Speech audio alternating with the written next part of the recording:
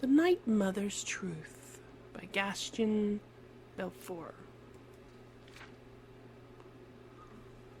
Although various works have been written on the subject of both Morrowind's Morag Tong and Tamriel's more widespread Dark Brotherhood, there remains confusion as to precisely when and how these two feared assassins' guilds formed, or more specifically when and how the Dark Brotherhood split from the Morag Tong, as the former is widely accepted to have sprung from the latter.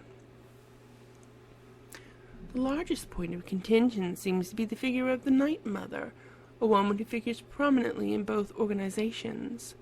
Through extensive research and interviews, and not inconsiderable risk to my own life, for the Dark Brotherhood holds this information sacred, I have finally solved this ages-old mystery.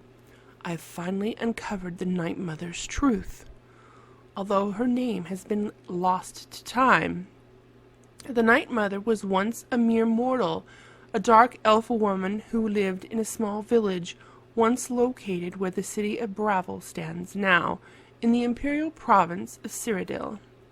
She was a respected member of the Morag Tong, and like her fellow members, this woman made her trade as an assassin in service to the Daedric prince Mephala. In fact, the woman held the title of Night Mother, reserved for the highest-ranking female member of the organization.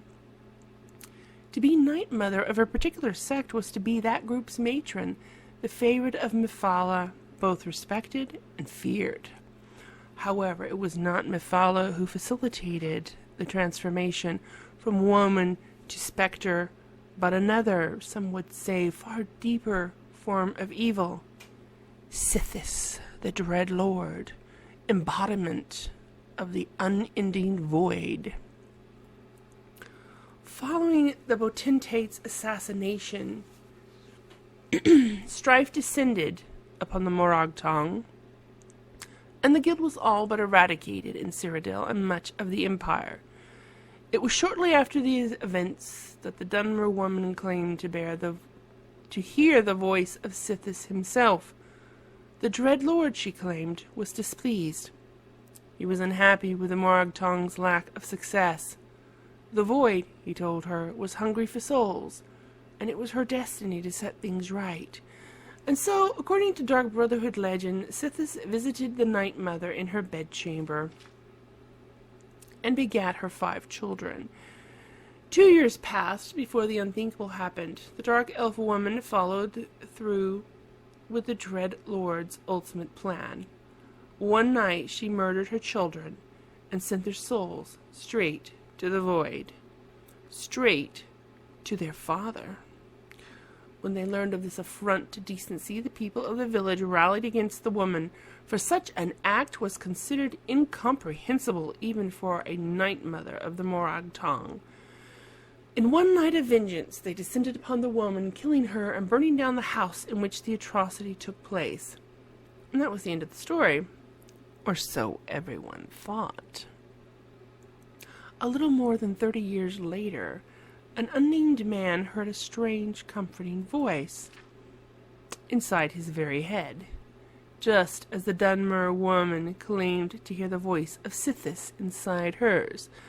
The voice identified herself as the Night Mother and named the man Listener, the first of many. And so the unholy matron set her servant on his path. He would found a new organization, a guild of assassins known as the Dark Brotherhood, in service not to Mephala, but to the Dread Lord Sithis. The Morag Tong, now surviving only in Morrowind, was an artifact of a forgotten age. The Dark Brotherhood would marry business with death. The organization would grow in wealth and power, and the void would swell with fresh souls. It was, the Night Mother told her listener, the perfect arrangement.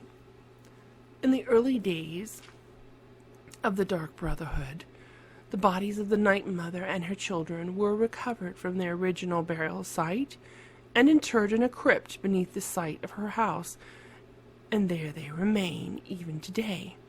So if, in your travels, you find yourself in the city of Bravel, and make a wish at the statue of the lucky old lady, as is the local custom, know that you stand on sacred, if evil, ground, for you stand above the Night Mother, the unholy matron herself, and your luck has just run